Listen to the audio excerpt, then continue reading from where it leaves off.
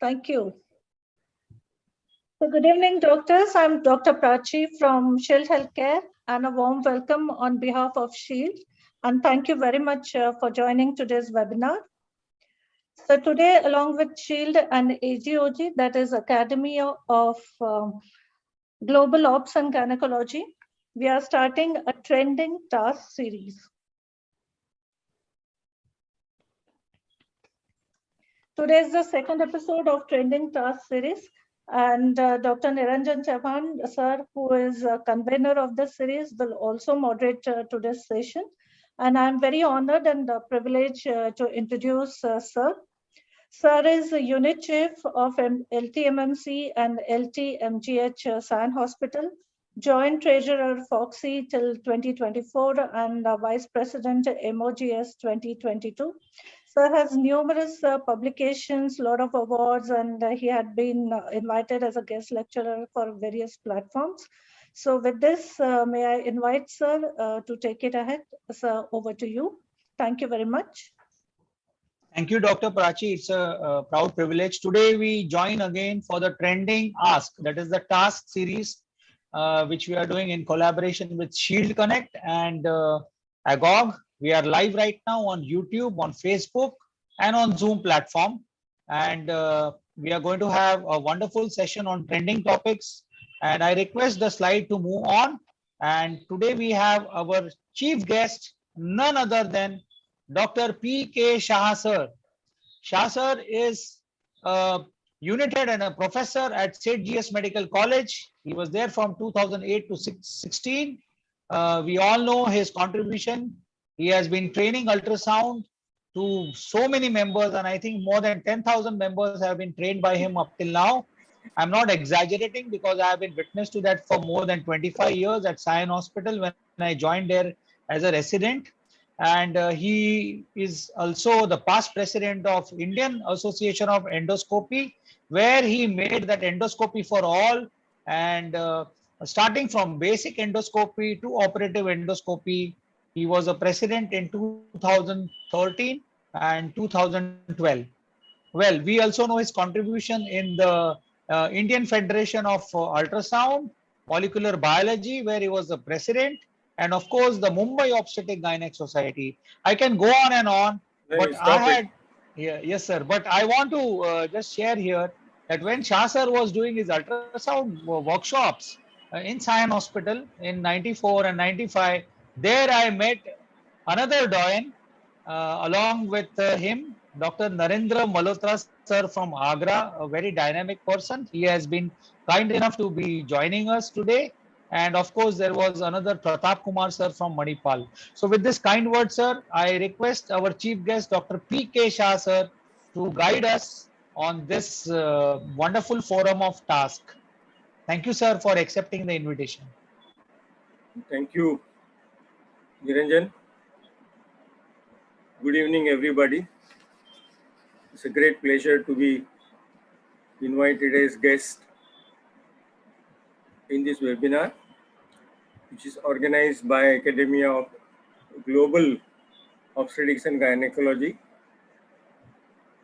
and they have labeled it as Trending Task. And I think it's a series of 7-8 such tasks, and this is the second one of them. And it's a great pleasure to be with so many people whom I know, like guest of honor Dr. Jayam Kannan, and we could not have the other guests of honor, Dr. Gokul Chandradas from Assam, Guwahati, because of some network problem. Also, my dearest friend, Dr. Narendra Malhotra from Agra, whom I know for so many years now, and I think probably he has made a world record of appearing on webinars for last 15 months. Narendra should count and send it to certain authorities whereby you will be given this particular record. And then we have our own Dr. Suvarna Khadilkar, who is in FOGSI and who has a tenure for 3 years as Deputy Secretary General, then Secretary General, and then probably in future she will become the President of FOGSI. This is something which I would like to say about Niranjan, who is a moderator, or whatever you want to call. He is the boss of this particular task series. He just joined as Joint Treasurer of FOGSI. He has 12 years in FOGSI now, fixed, till he finishes his Secretary General's post. And I wish him fabulous tenure, not only as Joint Treasurer, but also as Office Bearer of FOGSI, till he works with FOGSI. I know him for many years. We worked together at Sion Hospital, and I'm so happy to see that he has involved himself in various academic activities. I see him arranging endoscopic programs. I see him arranging so many programs, and he keeps calling me, and I can't refuse him simply because you need to promote people who are working hard in life. Very simple. Narendra, my dear friend from Agra, is going to talk to us on unspoken problems of aesthetic and regenerative gynecology. Now, this is something which I'm going to, I feel that it is going to rejuvenate each and everyone who has joined with us today. And Suvarna is going to talk to us on recent advances in menopause. Now, we do not know what are the recent advances in menopause, whether menopause is extended to 70 years or something. So we will wait for Suvarna to tell us the latest information. Thank you very much, Niranjan. I wish you a very, very hectic academic life and superb knowledge giving webinars in future. I hope third wave doesn't come. Yes. And we meet in person and not like this, because 15 months we are used to each other. We keep talking and we keep telling pros and cons of these webinars and all. But I feel that we have saved a lot of money. We don't have to go to a place of conference or workshop or whatever we want to call it. Number two, you save a lot of time traveling to such places. And this is very important. And number three, you are at ease at your home, at your clinic, hospital, car, when you're listening to all these webinars, the different speakers. So I think a lot of money has been saved by FOGSians, and they should donate at least 1,000 rupees to FOGSI for arranging so many webinars. Now, if you have 37,000 FOGSI members donating 1,000 each, we will have almost 3.7 crores, I suppose, or maybe more. So I think it is something fabulous that has happened to all of us. People are very happy. They keep eating, drinking. I mean, and they're at ease when they're listening to different speakers. And I think this should continue. Even if COVID goes, we should have limited number of webinars, even in future, so that it will give an opportunity to especially people from smaller places who can stay at home, in the hospital, and listen to all of us. Thank you so much, Niranjan. All the very best from the bottom of my heart. And let us go ahead with this webinar. Thanks. Thank you, sir. We are not going to let you go. No. I'm really happy that from KM said GS Medical College, I landed up at Sion Hospital. Well, I'm aware what the difference which I went through from KM Wadia to Sion. It is totally different. You can say earth on one side and heaven on the other side. I don't know, you can say which is earth and which is heaven. But obviously, sir, the mentors which I got, especially you, being there at the helm of affairs as a professor and unit head, and the amount of work and experience which you gave us, is tremendous, sir. I mean, I'm very, very lucky to be with you and learn so many things, not only about ultrasound, but starting from putting endoscopic, equipments into the Pandora's box. Not only that, but how to present yourself, how to talk, how to be a gentleman, the way you used to conduct in those days, the ultrasound workshops, it used to be full. And I remember all of you used to be there. And I can go on and on, sir, but surely Fair we enough. will catch up, Stop it. sir, soon. Thank you. And I now call upon our guest of honor, Dr. Jayam Kannan, madam. Madam, as we know, can we have the slide of madam, please? Yes, sir. Yes, sir. Yeah. So Dr. Jayam Kannan, madam, is the Vice President of FOGSI in 2018. I came across her in 2012, where we worked together, and well, rest is so wonderful. The amount of energy she has at doing so many things about infertility, about endoscopy, and the knowledge as an academician, where she has been an emeritus professor to the Tamil Nadu MGR Medical University, and she has also received the RCOG Distinguished Service Medal Awardee in 2018. She has been actively involved with the Trichy Society and a wonderful, kind human being. Madam, thank you for being there with us today. Trending Ask series. I request you to please guide us and encourage us. Thank you, Niranjan, for your wonderful command over this trending task. Because we have to set trends in all our tasks. We can't be doing what has been done earlier. With the Chavans together, Komal and Niranjan, with K Shah, I always say perfect Shah. In his period, you know, how many CMEs I have done at Tiruchirappalli is wonderful. That is all because he knows what is correct, what is not correct. He is kind, at the same time, perfect and strict. Same to be there with Madam Suvarna also. She is going to talk on a subject. In USA, it is about 30% of the females are above the menopause. In India, it is for nearing to be 25% of the females are by 2030 going to be above menopause. Regarding dear Naren, I always say Naren because he is so close to me and he has been with me for the past 15 years in all my activities. And how much of activities he can do just sleeping for a couple of hours a day is the big thing. Both Naren and Suvarna are going to give the topic of the hidden problems which are more exhibited at the time of this COVID.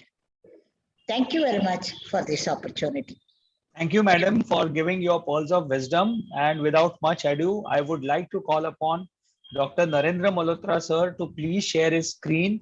But before that, we have Dr. Gokul Chandra. He will be joining us hopefully shortly. He comes from a hilly region. Sir is a vice president of FOGSI, and I was very fortunate enough to work with him in the Safe Motherhood Committee when he was the East Zone coordinator, and of course, as a VP.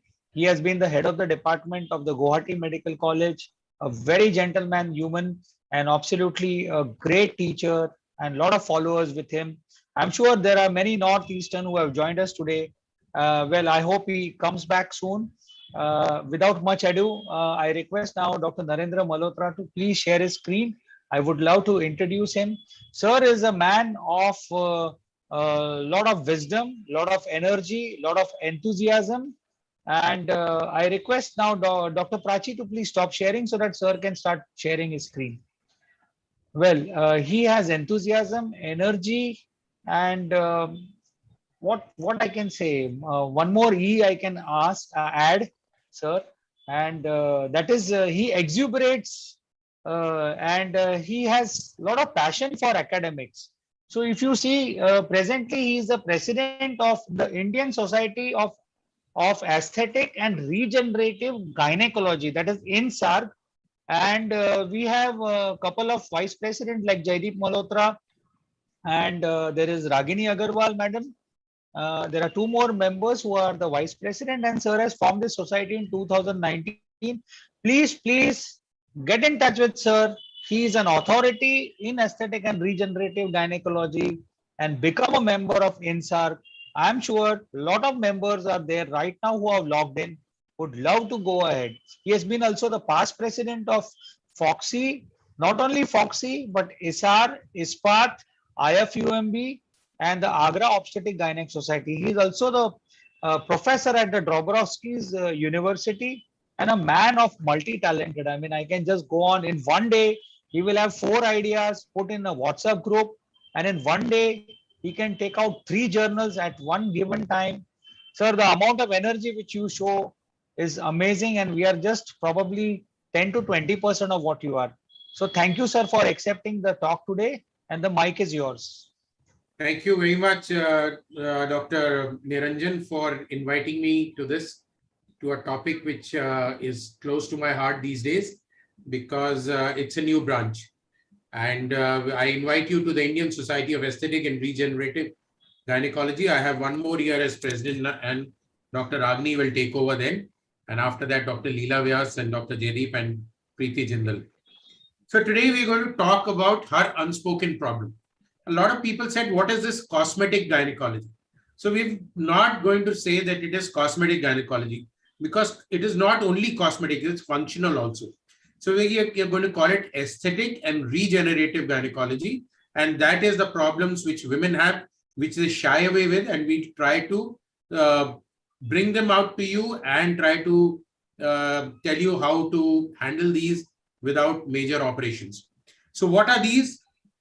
Prolapse, all of us have seen, symptomatic, asymptomatic, urinary dysfunction, which people don't tell about, leakage of urine, stress, urge incontinence, sexual dysfunction, overactive bladder, fecal incontinence, pelvic pain, vulval vaginal itching, which is not getting relieved by anything, abnormal vaginal discharge, not getting cured, and a lot of cosmetic issues women are having with their appearance of the genitalia. So that is what broadly is called as the unspoken problem of women. So we have a new speciality emerging. We can either call it female pelvic medicine. We can call it reconstructive surgery, which the plastic surgeons have called it. We called it cosmetic and aesthetic gynecology, but then we thought the word cosmetic has to go away. And so it is aesthetic and regenerative gynecology. And what are we are doing in this? We are handling vaginal tightenings, post-delivery rehabilitation, SUI management, vaginal dryness, vulvar rejuvenation, handling removal of scars anywhere on female body, vulvodynia, vestibulitis, where there are no treatments, lichen, vaginal infections, and if women want color bleaching of their skin in areas where they are. So what causes these problems? Well, it is the genetics. It's menopause, which you're going to listen to, low estrogen status, which the collagen decreases and the skin becomes lax, pregnancy and childbirth, smoking, obesity, significant weight gain. But if we look at the iceberg, the urinary incontinence is the most prevalent, but still only at the tip of the iceberg is, it's more below the what we see. And when we see the prevalence, it is not only in menopause. You see, there is prevalence of urinary problems in younger age group also. Yes, obviously in menopause and post aged women, it is much more, but it is there in all ages. And that is why for these women to laugh and to sneeze and to laugh aloud, lol, it becomes a big problem, because whenever they do that, a few drops leak out. And then they shun it, and then they go into hiding, and then they go into. So urinary leakage triggered off by coughing, sneezing, laughing, lifting weights, exercising, straining, because of age, parity, pelvic floor weakness, physical activity level, individual variabilities. This all leads to a major problem. And women don't come out with this problem because it is a quality of life problem. When you ask women proactively, if you ask 100 people in your OPD, you will be shocked to see that 60% will come out with problems like this. So these could be mixed. I am not going to give you a talk on urinary incontinence, But this is one of the major part of the unspoken problems, which could be stress, urge, mixed, overflow, or atypical, or just an overactive bladder. And this leads to urgency, frequency, nocturia, enuresis, and dysuria. And the causes could be simple UTI, some medications, abnormal growths, polyps and all, stones, urinary tract abnormalities, neuromuscular problems, or mainly now the pelvic support problems. And that is what we are worried about, the pelvic support problems because of aging. And here are the pelvic supports. So we need to understand the pelvic supports, because once you're standing, the weight is going to be down. And when the woman is delivering, the weight is going to be in the front. So there is a perineal support and there is a pelvic support. And these two have to be very, very strong. And you have to understand these supports to actually manage all these. So how do we manage these problems? By asking women to change their lifestyle, by bladder treatment, training, physical therapy, pessaries, medications, bulking agents, surgeries, and now energy-based devices, especially with laser. So ask them to stop smoking, treat the constipation, and advise them regarding pads and leakage garments. And then if they need surgery, the surgery has to be well planned with a good surgeon. So here we can give them how we can put the tapes and lift up the surgery. So if you're going to plan surgery, it should be well done, either with the tape or with the mesh or laparoscopic burst.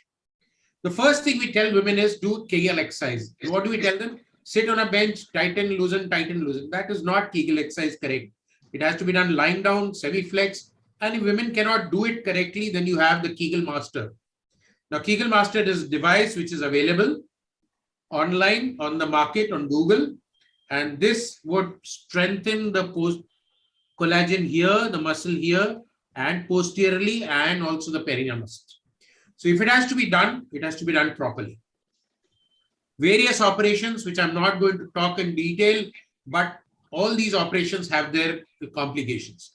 And there were what we call as the mesh lawyers in America, who used to trace everyone who has had a mesh and would sue the doctor because of the little bit of problem so tape, tension-free tape, which could migrate into the bladder, perforate, things like that. Then what was tried was injection of bulking agents. Now these can be done externally at the bladder neck or even by the cystoscope through it from inside. So you could do it through the cystoscope or do it outside and blindly. Then these also led to a lot of problems. So unwanted problems. And then we had these prolapse. In our time, we used to see a lot of cases like this. Now women have become more educated and come a little early. If they come a little early, then again, we offer them or we tell them, you need to have surgery. So the surgery is not the only answer. And we can handle these things by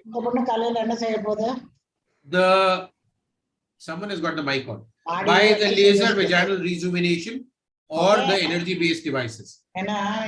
Where you cannot operate, pessaries work. Dr. Jayam, can we switch off your, can you mute yourself? Dr. Jayam Kannan, can you mute yourself?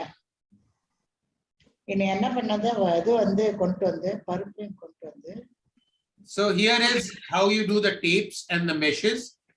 And then you need to repair the recto and the cystoceles also. Otherwise, it just remains bulging and there's no treatment. And all these surgeries are major surgeries and require problem. Then we have the genitourinary syndrome of menopause, which will be discussed in detail. And this is another major problem which women face, and they can have vaginal atrophy, which will lead to vaginal dryness, burning, painful intercourse, pelvic pressure, urinary tract symptom. And what do? You give them lubricants, you give them local ERTs, and you keep on changing the creams and hormones and non-hormonal treatment, and tell them to have regular sexual activity, which is sometimes not possible because of the itching and pain. But that compounds the problem if it is not used. So here again, we can offer non-operative energy-based devices. Atrophic vulvitis, atrophic vaginitis, again, no treatments. And these couples will face a lot of difference of irritation, soreness, odor, dyspareunia, bleeding, dysuria. And the patients will have both the genital and the urinary complaints. Look at this. Infections with foul discharge, infection which is eroded onto the skin, again with the discharge. Now we got what? Local treatments, but it keeps coming back. So you need something to do. And what do? We give them medical treatment, creams, BCP, estrogen rings, oral treatment, vagina, all that. And sometimes works, sometimes doesn't work. The next unspoken problem is the vaginal relaxation syndrome after normal vaginal deliveries. And in our delivery package, now we are offering 6 weeks later, come to us, get an energy-based rejuvenation done with your delivery so you don't face the vaginal relaxation syndrome, which will surface when your sexual intercourse starts and give you a lot of problem. So VRS leads to sexual dysfunction. See, a lax vagina with an unhealed episiotomy, urinary problems, urogenital problems. Then the next problem is a lot of women complain of pain on the vulval region. 1 million cases per year at all ages are hypersensitive to touch of the genitals. And there are local causes, there are multiple causes, and there are unexplained causes. And in the unexplained causes, during my postgraduate resident time, I was taught to make deep incisions here and here. So we cut the nervation to the vulva, but that was very pathetic and we had nothing else. Then you have lichen and lichen-like diseases and the lichen planus and the lichen erosive lichen planus. And then you have this lichen with infection over it.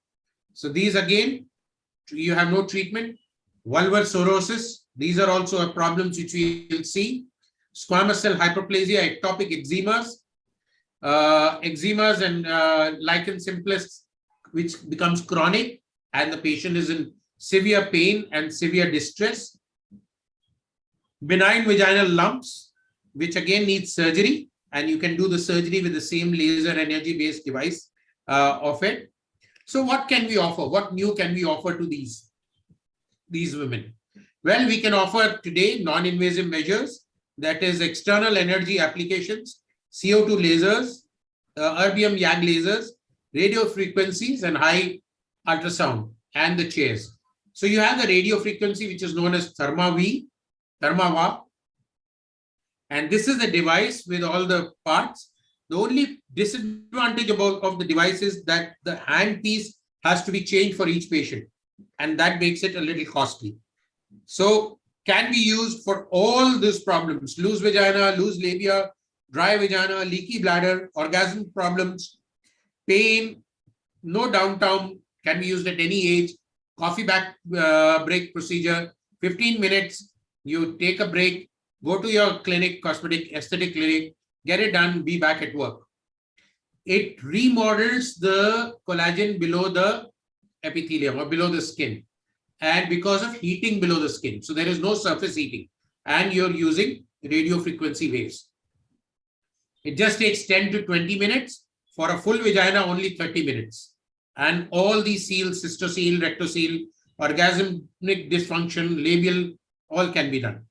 The other new thing now is, which probably is better in good hands, is vaginal laser therapy. And you know, women go to the beauticians and get beauty clinics and get a laser facial done. So the same laser can be used on the genitals to do the same thing. And here is the difference between a laser machine and the radio frequency machine. The laser probe is robotic and does things automatically, and it does not have to be replaced in every case. Only a plastic cover is replaced for a patient, which she can carry back home. So these are the probes, and this probe has to be changed. But with that, it is not. So it is different. So what do we use it for? We can again use it for dryness, laxity, urine incontinence, mild prolapse up to 1 degree, maybe 2, it will reduce to 1, and maybe patient feel comfortable. Why laser? Laser was being used by the dentist, by everyone long back. Only it has come to, and by the skin specialist and by the beauty clinics and the non-trained people everywhere. It has come to gynecology now, and especially with laparoscopic when we were using it, and now we use it on the surface. So what it does, it photostimulates, photodynamic reaction, and photothermal action. And this will heat up the area 6 millimeters below the epithelium of the skin, and production of collagen, elastin, fibroblast, and will improve dramatically the stress incontinence and the laxity.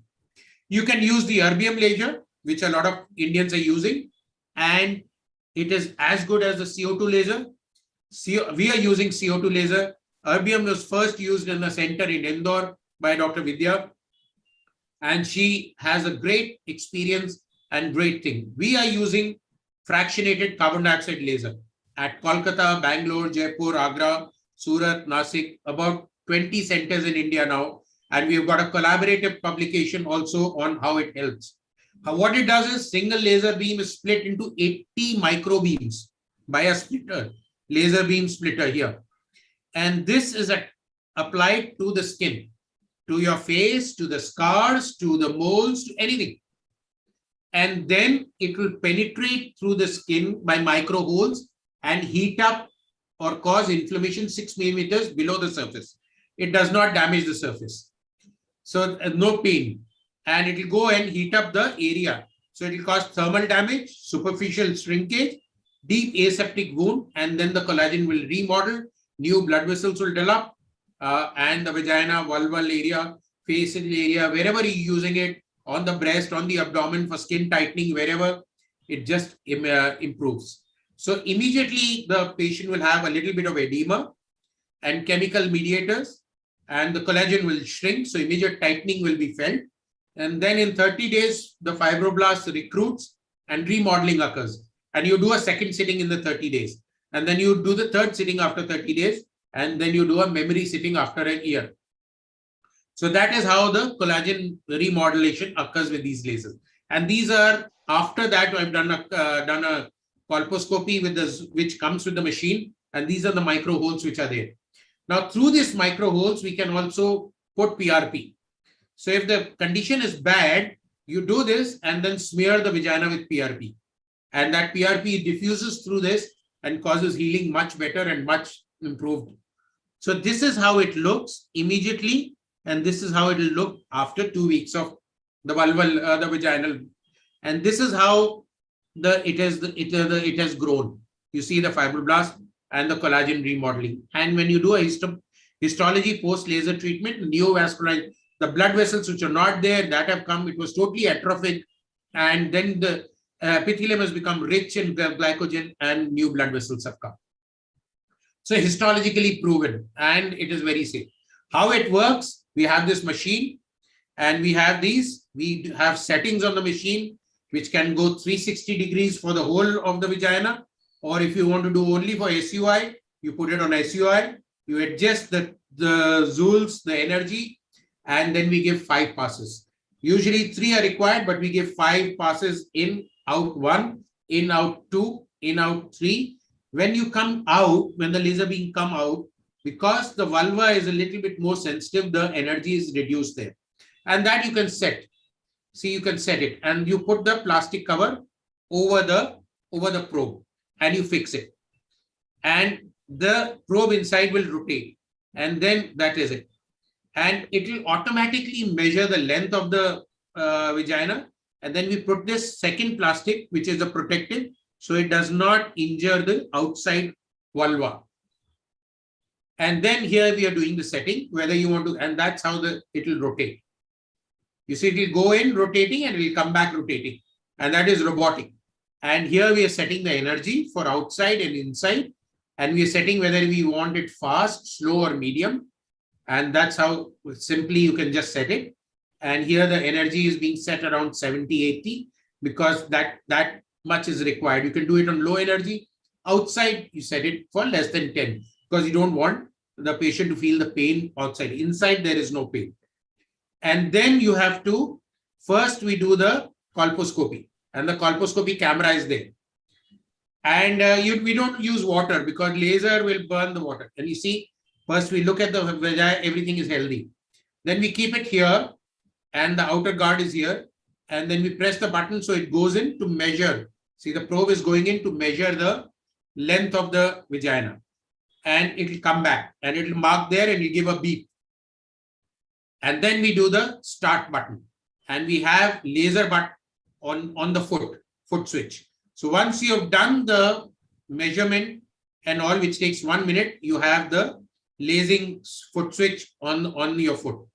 And the patient is comfortable. It can be done in the OPD. No need to take in the OT. No anesthesia required. No lubrications required. Only some baby oil, Johnson baby oil, or some glycerine we use. And that's how we do the lasing. And we have been into this in last 2 years.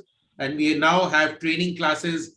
And we have all the things which we are doing. So this is how it looks like close.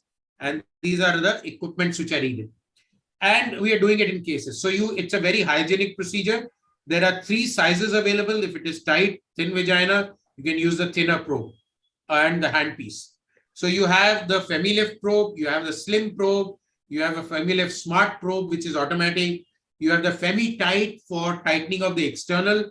You have a light scan for skin color changes, and you have the FemiCam, which you do before and after.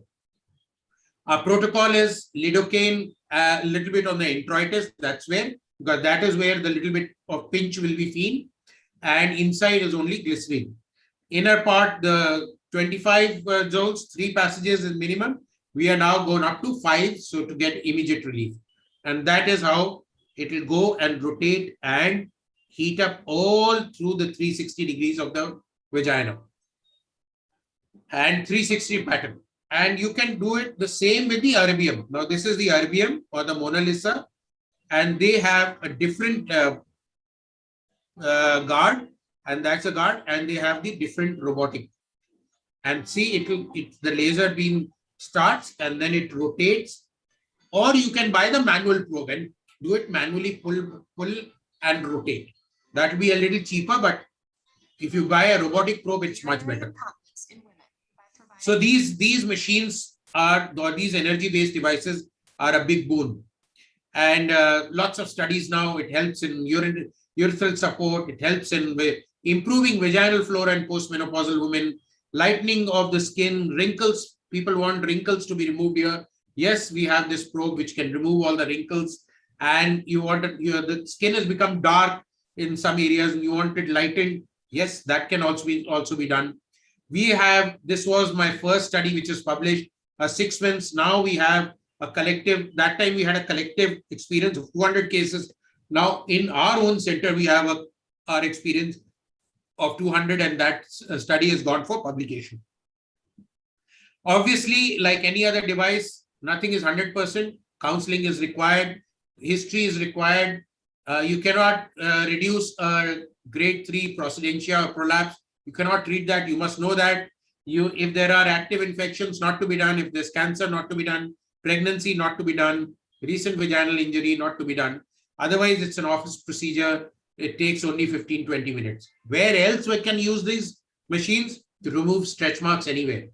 To remove on the face, and to remove acne, to remove moles, to remove keloids, and the indications. And then we have the laser knife with it, which comes with it. And then you can use it for cesarean section incisions. So a laser that cuts very smoothly, and you can use it for inside the through the laparoscope with a laparoscopic probe.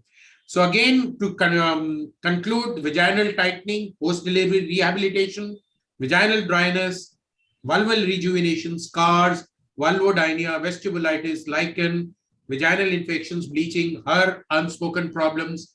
The need is real. Women do come for this. It is her choice. She decides what she wants to be done with the body. It does not cross the line of vaginal mutilation, or which some people criticized all this for, that why are we reshaping the external genitalia? There is a huge amount of domestic and international experiences, and I can just say that there is no such thing as perfect or complete. It's just continuous improvement. And if the woman feels she's not looking normal, she has a choice to change that normal. You get a nose job, you change your nose, you change your cheeks, you change your cheekbones. Why not?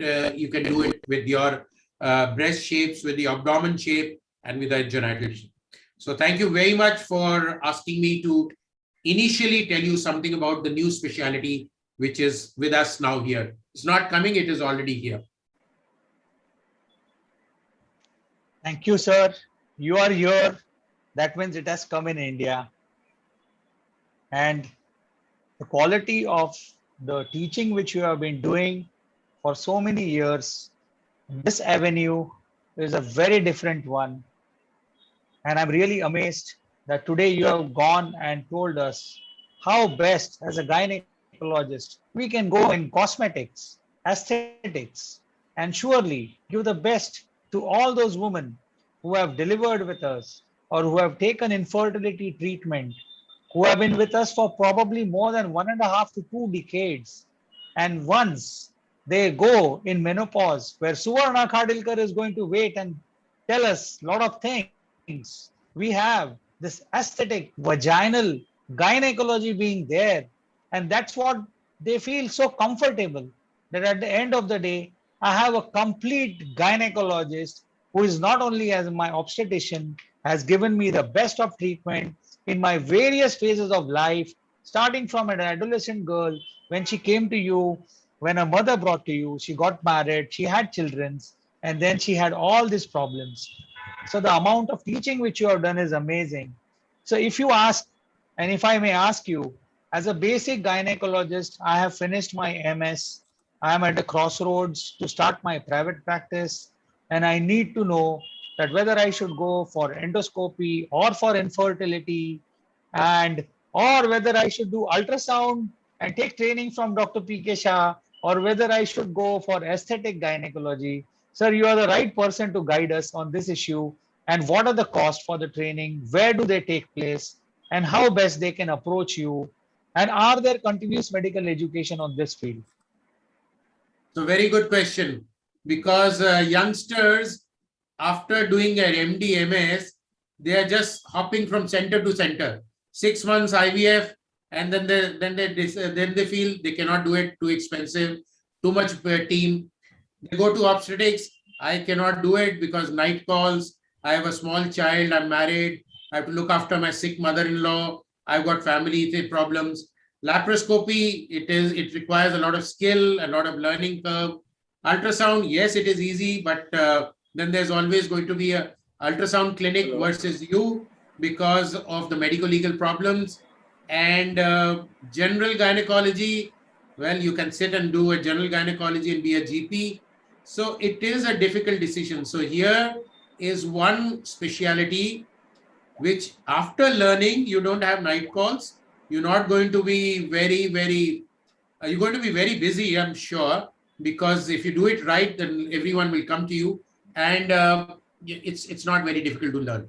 So I am pleased to announce just day before yesterday, the Indian College of OBGYN announced the course on aesthetic and regenerative gynecology, a 6 weeks course, weekend learning for 50,000 rupees, which is very cheap. Otherwise, the training cost 1.5 to 2 lakhs in India, and abroad, if you go to the European Society of Aesthetic Gynecology, it costs even much more. So the best people to train with abroad are Red Alansod in America and Professor Badar in UK, and a whole lot of other people. And Dr. Badar, we had started, he came and did a batch of 25 trainees in Rainbow Hospital, Agra also. Unfortunately, COVID has stopped all that. Maybe next year, we will be starting a 6-month course with Dr. Badar over the weekends and then show you cases as it is. Right now, you can join the online training of ICOG and join our organization and learn the right way and the right things to use. Absolutely great. That was quite an overview of the vaginal aesthetic regenerative gynecology. Sir, there are a few questions now which we have come now. This is Dr. Gayatri Bhargava. Which one is better? Is it HIFU? Is it Femilef? Thermiviva? And can you please update us and the difference between the all three? You have already said in the lecture, but there are other people who have joined later on, sir. So they are all energy-based devices.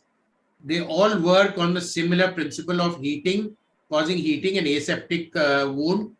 below the surface. Now, CO2 fractionated laser goes 6 millimeters. There are no blood vessels, no injuries.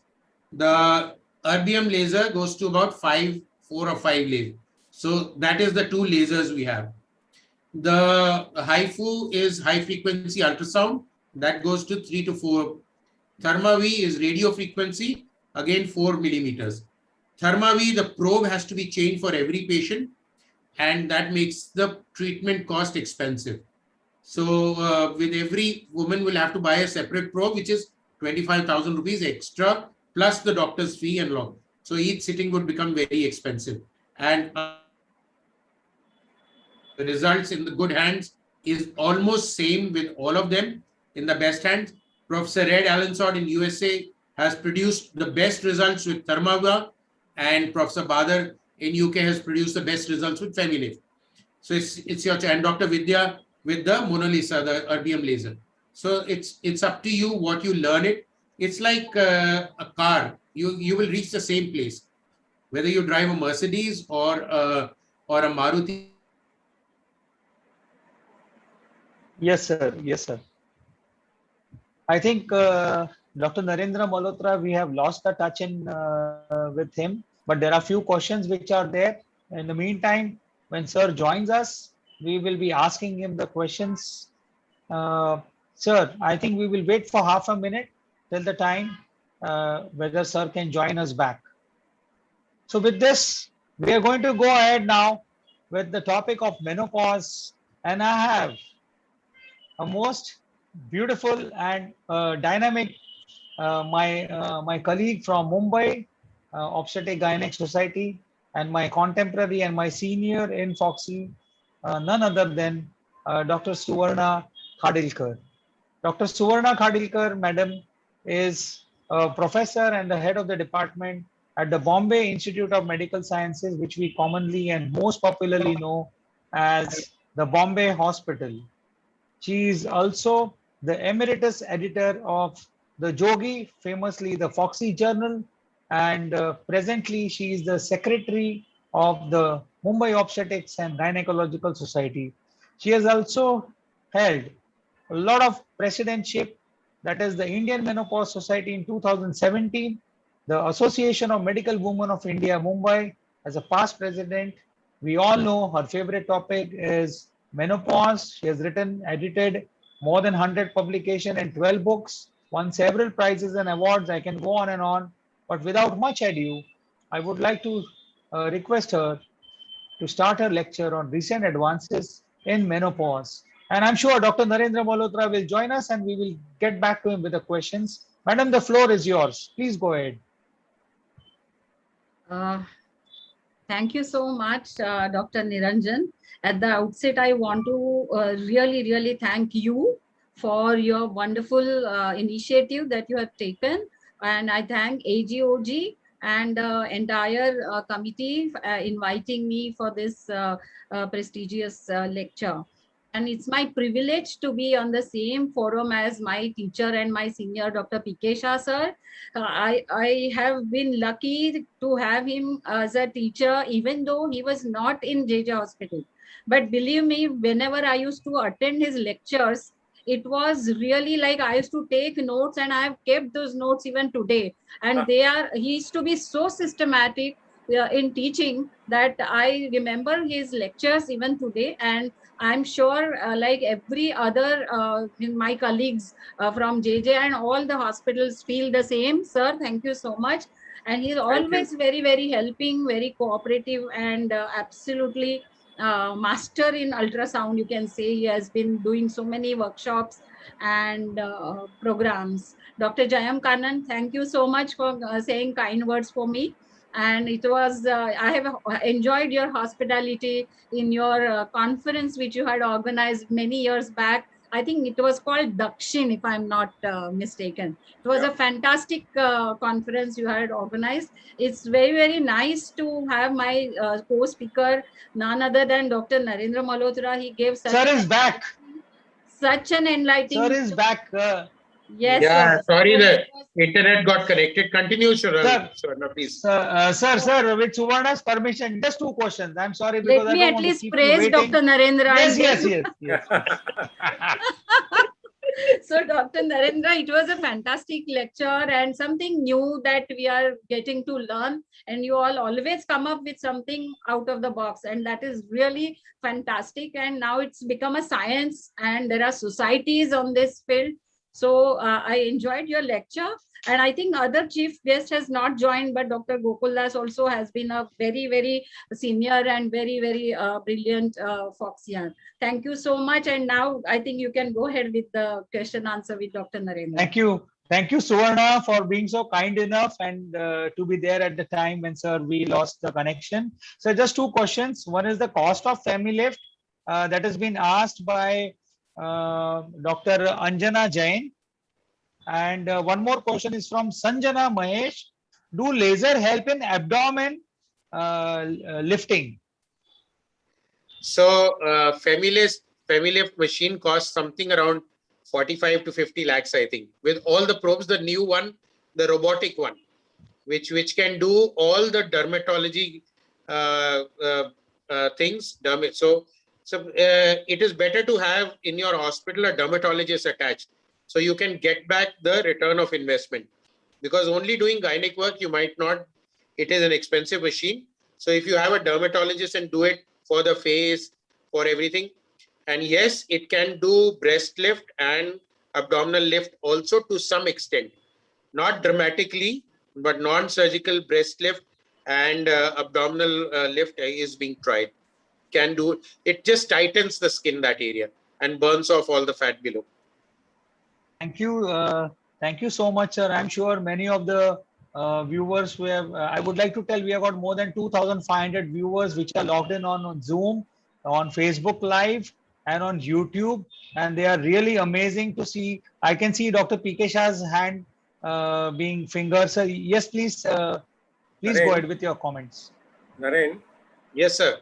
In your society, you have taken all the members who are practicing aesthetic regenerative gynec. Yes. How many members are there in your society? So right now we have 120 members. Wow. who are members or life members, founder members.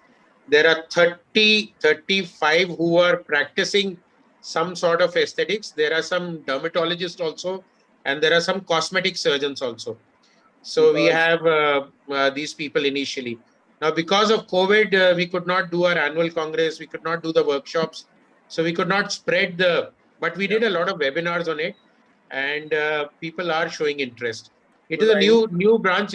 People will show interest. Yeah, because I know of one resident from Sion who worked in our unit, Dr. Sejal Desai. I don't know whether you heard her Yeah, name. she's a member. She's your member. Yeah. Okay. So she had called me 2 years back when she brought this FamiLift, and 2 years back that was. Yes. And it was amazing. Let me tell you. We are the first few. You, Sejal, me, Apurva, Rajiv Agarwal in Calcutta, Ragini Agarwal in Gurgaon, Preeti Jindal in Chandigarh. These are the first 10-15 FamiLift for gynae. Wow. Otherwise, FamiLift for dermatologists, many installations. Yeah, I think it's a good news, because one thing I want your society to do is that, what is the reason that these elderly ladies who are having SUI, they don't come forward for treatment? If you can go into the details and try and find out the reasons for ladies not coming forward with SUI, because as you said, tip of the iceberg, we see hardly 10-15% of them. The rest of the patients don't come to us at all. And what are the real reasons for that? If you can study that, multicentric study you can do, because you have now 130 members, I think try and find out what are the real causes. If we can address, I think we'll be able to do better for the ladies who are really suffering in silence, and they don't go. I don't know what is the reason. So it is a lot of cultural and Indian thing. Even with educated women, it is still the Indian thing. I don't know. Even the educated women will not complain or proactively complain. So we are doing a survey. Thank you for this thing. We will definitely come out with a Yeah, I survey on think what are the it's reasons worth it. they don't tell. I think it is worth it because the shame, they are afraid of going to a doctor, whether it is a family doctor or even specialist, simply because they feel ashamed of whatever they are suffering from. Yes. So I think you go into the details of it, and maybe we can go to the grassroots level and try and find out whether we can bring these patients to us or not. Good, fantastic talk. Thank Very you. good demonstration. Very clear pictures of different pathologies, and we enjoyed it. Very good. Thank you. Very Thank good you, sir. talk. For a Thank change, you, boss. Thank you. I have heard you talking on ultrasound and IVF and endoscopy and all. I enjoyed it very much. Let me tell you. Very good. I have given up ultrasound now. You started with ultrasound, went for endoscopy, and ended up with IVF. And now I think you are going into the fourth arena. Retirement plan. Yeah, I can understand. You said that. Good. Make everyone look good. Yeah. No, I think it's a good idea. Why not? Very good idea. Thank you so much, sir. It was a wonderful pleasure, and I request all the delegates who have logged in today. This is the wonderful branch. You can think about it. Dr. Narendra Malhotra and other vice presidents who are spread all across India are there to guide you. Sir's email ID is simple: Narendra Malhotra, Dr. Narendra Malhotra @gmail.com. And well, last, Dr. Suvarna, with your permission, he is arranging fun funs. That is in Aero City, Delhi. And this is a first hybrid as well as a virtual program of the year of Dr. Shanta Kumari as the president of FOGSI. Please, you can join in. It is already there on your WhatsApp, on your Facebook. It is going to be held at the last weekend of July, and we will see you in person or in virtual there with fun funs where Dr. Sudhir Shah and Dr. Deepak Bagde are the conveners, and all the 5 vice presidents, 26 chairpersons, office bearers, and all of you are going to be a part. Make it a grand success. Thank you so much, sir, for that wonderful initiative. As ever, you are enthusiastic, and from cosmetic, aesthetic, regenerative gynecology, we still want our women to be young, beautiful, and for that, we have none other than Dr. Suvarna Khadilkar. I have already introduced madam, and she is going to talk something very new in menopause, and that's going to be a game changer. And Dr. Suvarna, we are all looking forward for that wonderful lecture of yours. The mic is yours. Please go ahead.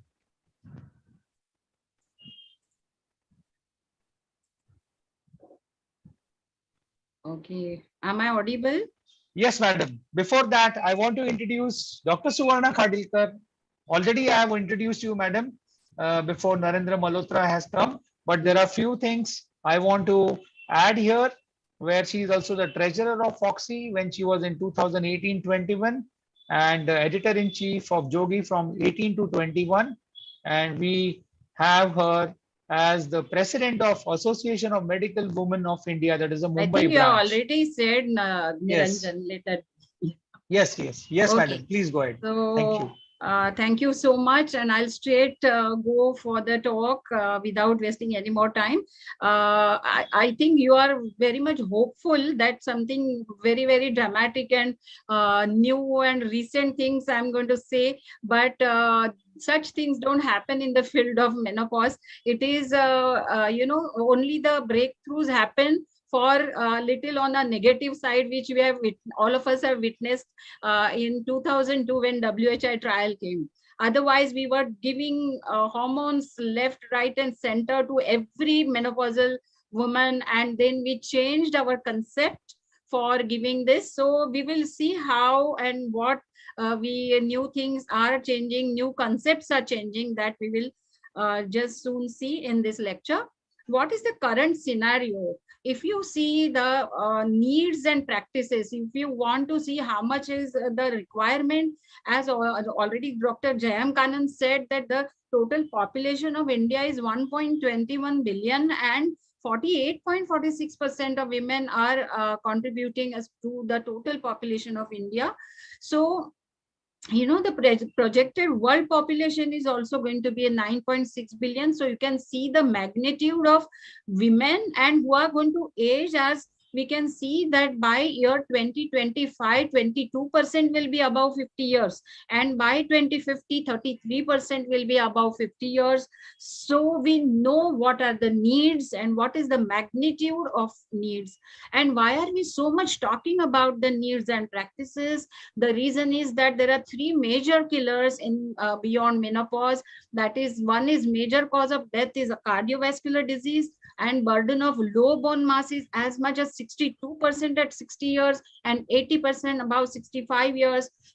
And all of us know that there is a 25% of mortality associated with hip fracture. And there is also a steady rise in age-adjusted rates of cancer. So all these three are the bothering issues beyond midlife and menopause. So what are the attitudes? What are the actual practices that is happening? What are the attitudes of gynecologists? There's one study of 321 surveys with the, in 2012, what they found was 9.04 gynecologists were prescribing menopausal hormone therapy. 78% were familiar with the controversies with surrounding WHI study, which we just mentioned. And 61% would consider using menopausal hormone therapy for themselves. So this was a little older survey. And we at FOGSI had done a survey with Dr. Ishma Pai. I was a part of it, and there were 1,338 responses to this survey. And then when we asked several questions like, what is the common symptom? How many of your patients complain of hot flushes? The results are in front of you. And when we asked that, do you feel the symptoms of menopause need to be treated? Then there 61% of them said yes, they do feel that they should be treated. And how many patients of menopause do you offer menopause hormone therapy? Look at it. It is less than 5% of the patients they are giving, and 67% of the responders said that only less than 5% of the menopausal therapy is offered. So there is such a wide gap between the needs and the practices. And when we asked what is the drug of choice, there was variable response. A higher number of people were using vaginal estrogen cream, obviously for local symptoms, but for the systemic symptoms, the conjugated equine estrogens and estradiol and tibolone were being used by common practitioners. So let us go, friends, to know what is menopause. Of course, all of us know. I'm not going to go into the details of menopause. It is the permanent cessation of menstruation resulting from loss of ovarian follicular activity. And perimenopause is the first feature approaching menopause until up to 1 year after the final menstrual period. So if you look at this, you get the picture. As you can see, the years around the menopause, the FSH and the estradiol, how the estradiol drops around the time of 0, that is around the time of menopause, and how the estrogen drops further and FSH goes on rising.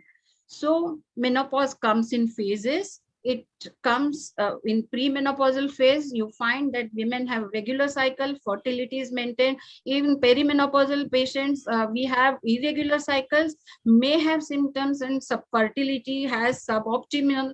And lastly, menopause and beyond, no periods for 12 months and may have symptoms, and there is no fertility. That is, the reproductive potential goes to 0. So initially only 7 symptoms were associated with menopause, and it is a very famous picture of 7 dwarfs of menopause, that is itchy bitchy, sweaty, sleepy, bloated, forgetful, and psycho. But today we have identified the 35 such symptoms at midlife crisis, like vasomotor symptoms. There are 3 or 5 symptoms under that. Then we have urogenital symptoms. We have musculoskeletal symptoms like sarcopenia, which is being identified, weakness of muscles, joint aches, osteoarthritis, osteoporosis, and menstrual irregularities, unintended pregnancy, palpitation. Many of the times we get referrals from cardiologists saying that she first goes to the cardiologist and they rule out everything which is normal, and then they send the patient to a gynecologist to rule out the perimenopausal symptoms and all the dryness of skin, dryness of vagina, eye problem, and gum and teeth problem. And there are long-term problems like heart disease, osteoporosis, forgetfulness, Alzheimer's, others, arthritis and hypertension, diabetes, and problems of hearing and vision.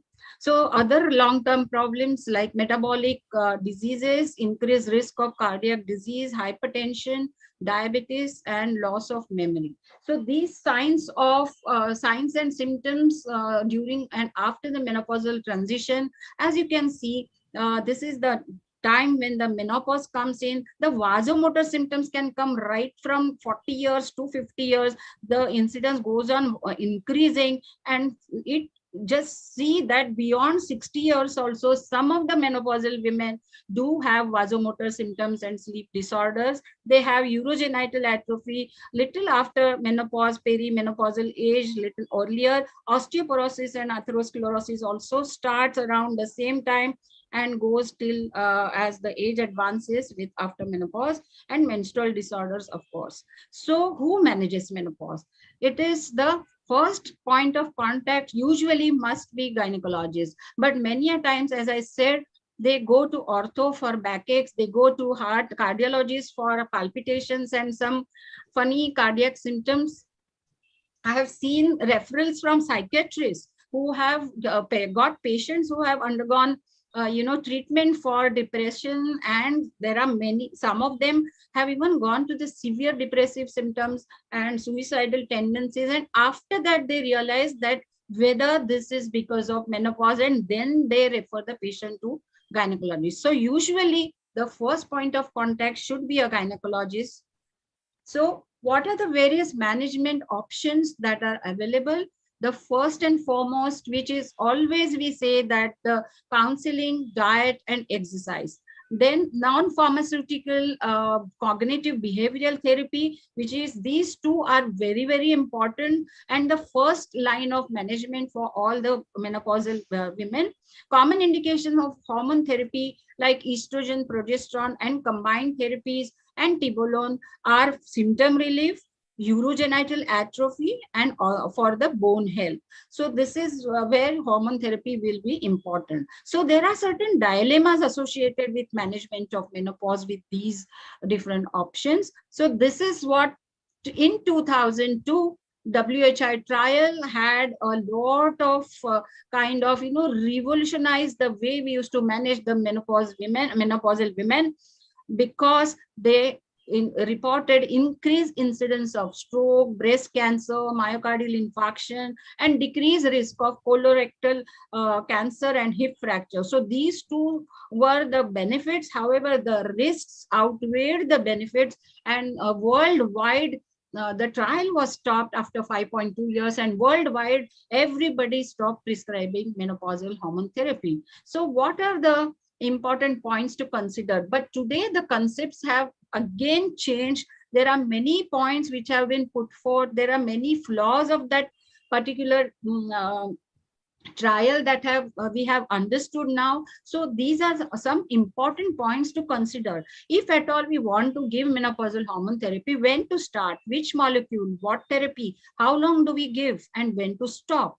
So friends, help women age gracefully, and a young woman is a gift of nature, but an old woman is a work of art. So we must help her age gracefully and not just treat her and make her land up in some complications. So you have to have a good balance of risk and benefits of whatever treatment you give. So first, give a careful history and assess various points in the menopause as regards what menopausal symptoms she has, what are the gynecological conditions she has, assess the risk assessment. Now, this is something which is coming up big way, that we must identify the risk factors in individual patient and find out whether she is having any of these comorbidity conditions. And if so, then your management treatment is going to change. And don't have a package a treatment for all, and don't treat all women on the same ground.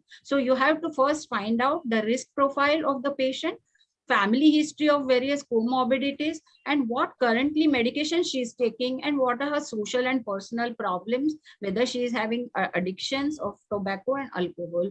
So a full assessment must be done, height, weight, and pelvic examination, breast examination, thyroid examination must be done, waist circumference, physical fitness, all this must be done. Even we advise to get an eye checkup, then we can check for refractory index, retina, and dental checkup.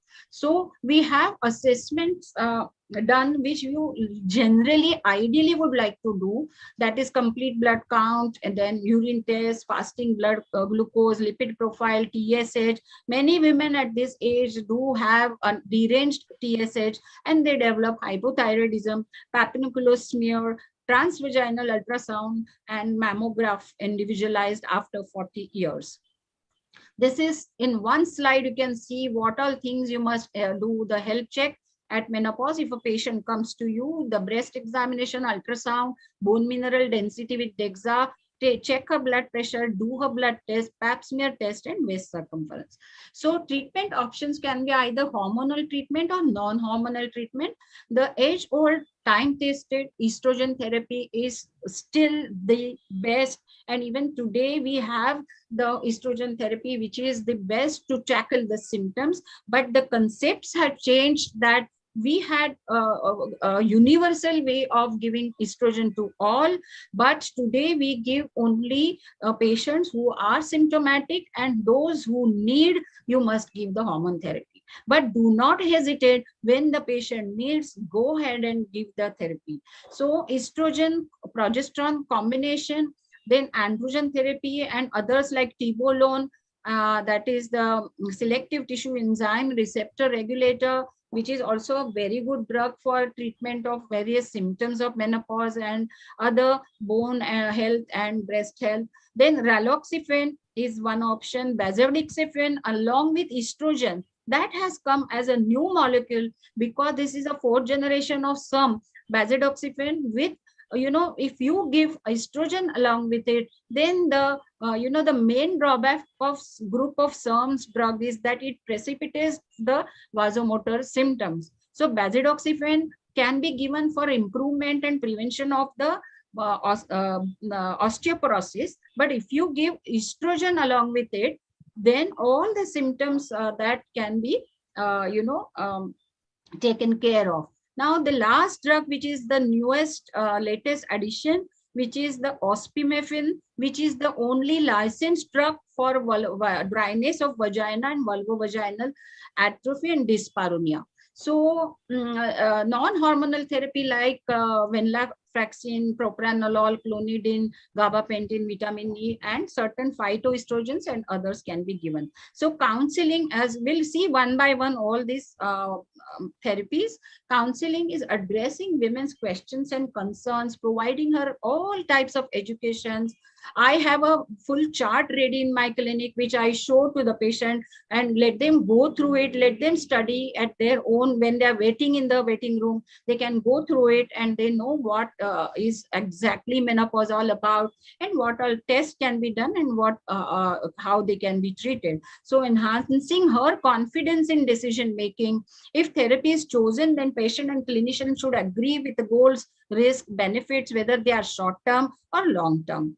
So what is the importance? We all say, advise exercise to all our patients, may it be PCOS, may it be any obesity, may it be anything, but advise exercise. But what does exactly exercise do to patients? So they maintain the healthy weight, they improve the bone density, they improve coordination and balance.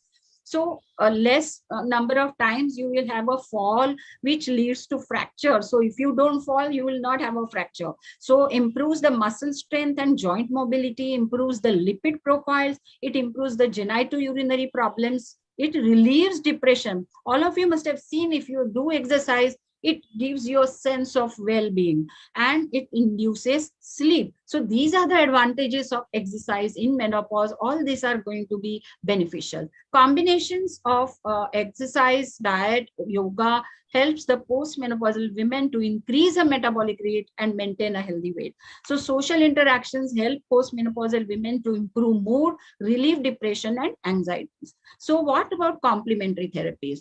Now, non-hormonal prescription agents may relieve VMS, but also have their own side effects. It's not that, you know, everything is free of side effects, but there are very few data on phytoestrogens, and Cochrane database in way back in 2007 says that there is no evidence of effectiveness in the alleviation of menopausal symptoms. However, let me tell you that if the patients, there is a contraindication for using of our hormone therapy, some people like to use it, and in observational trials, phytoestrogens have been proven to be useful. So what about the choice of the molecule, choice of estrogen? Does it matter? So let us look at the various types of estrogen. We know there are 3 estrogens: estrone, estradiol, and estriol. Estriol is the weakest of all, and the estradiol is the most potent.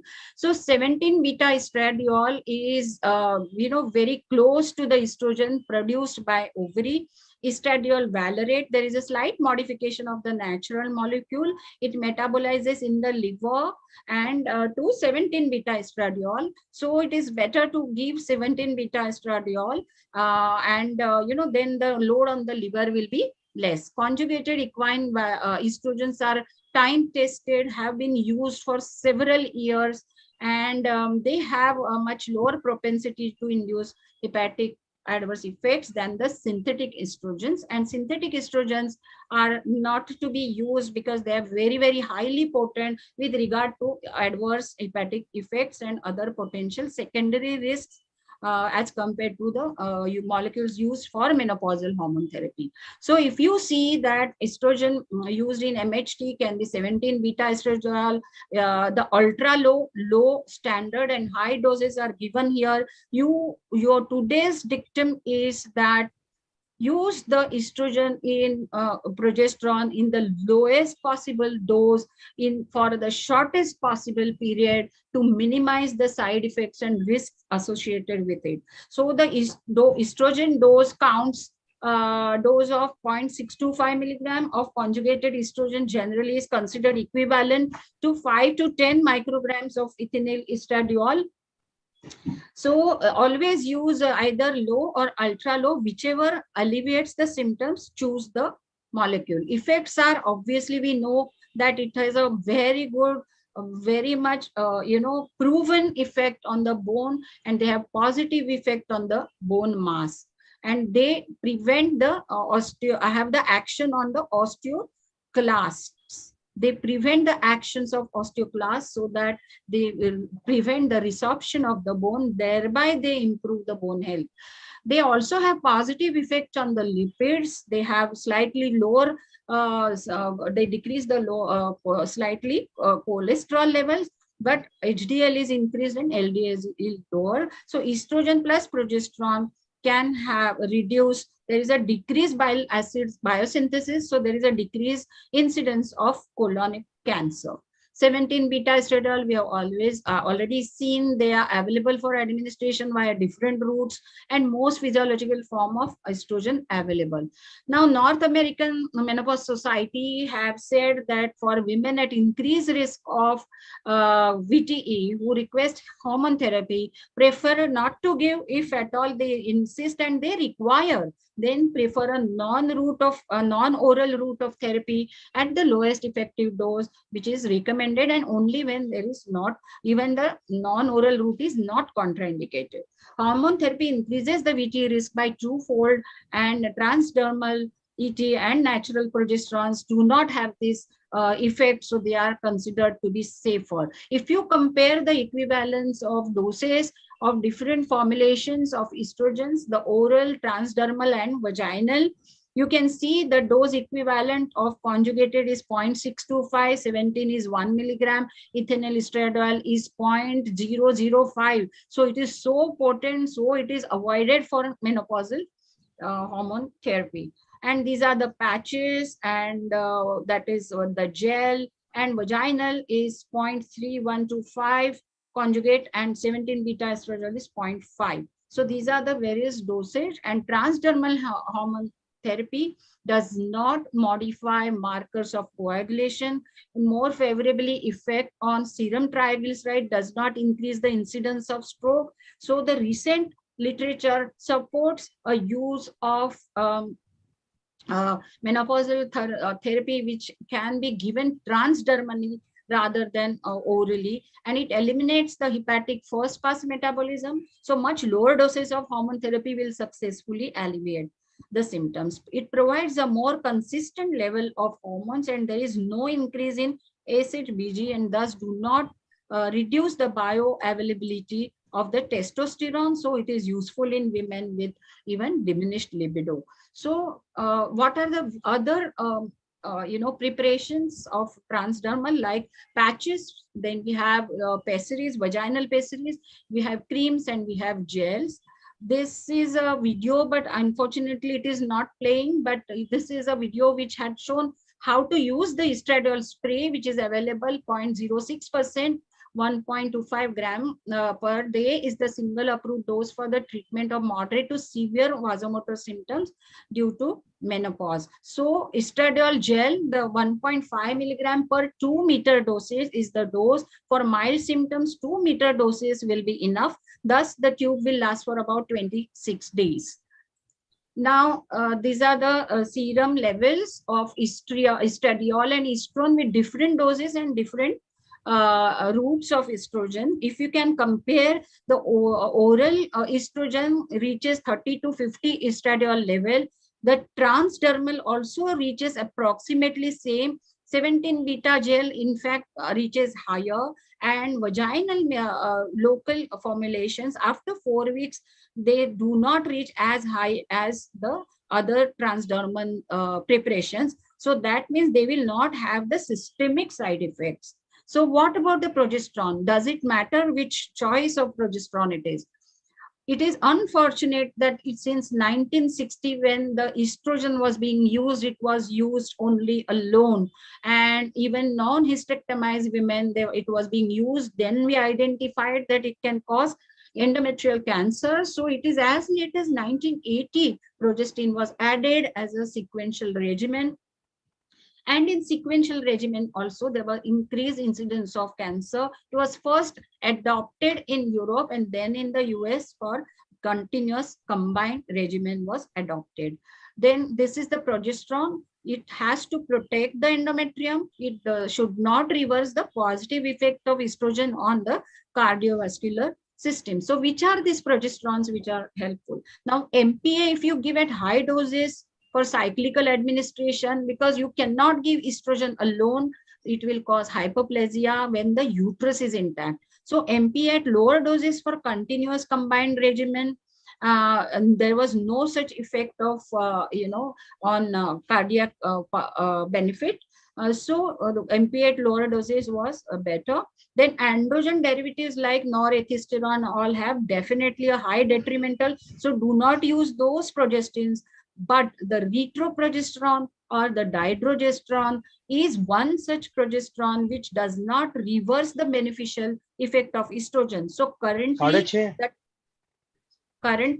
the trend of dydrogesterone in use of menopausal hormone therapy is recommended, and so is recommended the micronized progesterone. So here are the types of oral progesterone. We do not means MPA can be used, but we do recommend dydrogesterone and micronized progesterone because the evidence with this is better than other progesterones. They are considered heart friendly, and they do cause a reversal of endometrial hyperplasia caused by estrogen. So these are the types of progesterone and the IGF-1 levels. Interestingly, if you give only estrogen, it will cause not much of increase in IGF-1 level, but look at the MP and NETA, they cause such high levels of IGF-1. So it is not advisable to give these two progesterones, but dydrogesterone and other progesterones cause relatively less rise in IGF-1 levels. So what is the dose of oral and vaginal micronized progesterone? The recommendations are oral micronized progesterone provides endometrial protection if given sequentially for 12 to 14 days, not 10 days. 12 to 14 days a month at 200 milligram per day for up to 5 years. And vaginal micronized progesterone may provide endometrial protection if applied sequentially for at least 10 days a month at 4% or every other day at 100 milligram per day for up to 3 to 5 years. And this is an off-label use. So this is the North American Society's recommendations. This is the SPEPI trial. This is an older trial, but it has documented that giving progesterone does cause atrophy of endometrium, and it is helpful to prevent the endometrial hyperplasia and endometrial cancer. So progesterone must be given when uterus is intact. Now, why there is a high breast cancer risk? As I just said, with the androgenic progestins, we have very high increase in IGF-1 levels and reduction of SHBG. So there is this is the mechanism by which the breast cancer risk is supposed to have increased. Now, when the patient is on MHT, the patients may have some symptoms, but you must know what to do. What is at fault, estrogen or progesterone? So if it is a breast tenderness and bleeding, reduce the estrogen dose. If there is a irritability and depression and water retention headaches, then reduce the progesterone dose or change the progesterone. So in all, the combination of 17 beta estradiol 0.5, that is the lower dose, and 2.5 milligram of dydrogesterone is currently considered to be the safer. When we have a longer trial, already there are trials which support that dydrogesterone is safer than other, of course, and micronized progestin also. So this is the progesterone given twice weekly, gel applied vaginally, and more drug reaches uterus through good network of vessels from vagina, so it is better, and the target is lower on the near the vagina, so that is better way of giving vaginal progesterone, so lesser systemic side effects. So I'll skip a few slides for the want of time. In all, even one very good option we have, that if you want to give oral progesterones, I mean oral estrogens, along with that, if the uterus is intact, the patient can be offered LNG IUDs, which will also prevent the hyperplasia. It's a very good option. Now coming to current scenario, what we will do with patients who are COVID positive, who are confirmed COVID positive, COVID-19 positive, then if they are already using MHT, and if they get hospitalized, then what do? Withdraw the systemic MHT because it will increase the risk of thromboembolism, and add lower LMWH at prophylactic doses. And if you think she still requires MHT but has no serious general health conditions, then you, instead of using systemic, use transdermal MHT, and also add prophylactic low molecular weight heparin. If there is a severe case, patient is in intensive care unit, then withdraw systemic MHT, add therapeutic heparin, and do not give any kind of hormone therapy. Then if the patient has other risk factors like diabetes, comorbidities, withdraw systemic MHT, add LMWH, and do not give MHT for such a patient. But if outpatient patient is there, mild symptoms are there, withdraw MHT, switch to transdermal. Persistent respiratory symptoms are there, which require only outpatient monitoring and self-isolation. If she's already using MHT, switch to transdermal. So the message is that if there is a COVID positive status, switch to transdermal if the patient's condition is good. And if patient's condition is not good and she is in intensive care, do not give MHT, withdraw and start LMWH.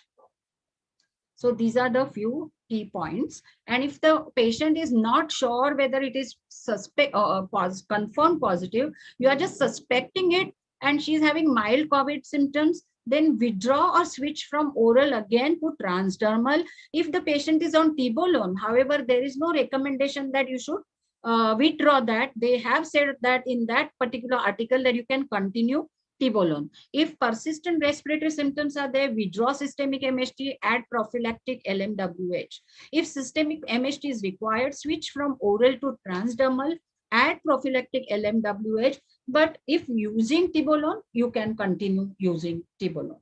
So what about patients in perimenopausal women who are using combined hormone therapy? Now, if mild symptoms, continue to use CHC or switch to progesterone only combination, progesterone only medication. Persistent respiratory symptoms, withdraw CHC, add prophylactic LMWH, and if contraception is required, switch to POCs or non-hormonal contraception and add prophylactic LMWH. So these are the comorbidities that affect women in post-menopausal age. So all this, if you see 1, 2, 3, 4, all these are bothering them at that age. We are worried about breast cancer, endometrial cancer. How many patients are at risk of developing, and you start MHT and then they develop cancer. So how do you, what answer do you give? Now, currently we have a concept of a menopause risk assessment models that we have developed. There are offline models and there are online models. We have menopause rating scale. We have BMI chart for obesity.